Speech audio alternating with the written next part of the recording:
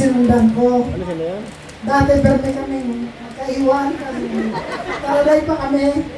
Pero kasi kinasal na siya, sige ko suibe.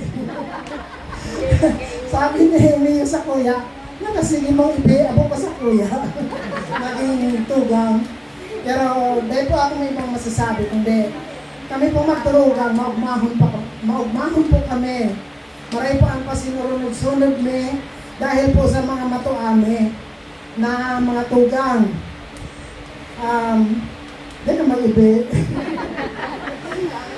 Dahil po akong ibang masasabi, kundi ang maugmahon mo yung pinapaabot sa indong duwa, sa halip po sa Baloloy family.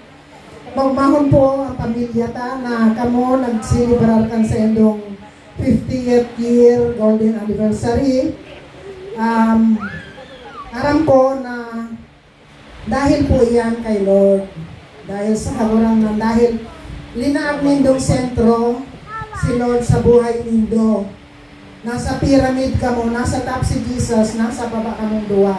Kaya umabot ka mo ng 58 years. Kaya sa iba dyan po na gusto mag 58 years, ilagay nindo sa sentro kan buhay nindo si Kristo.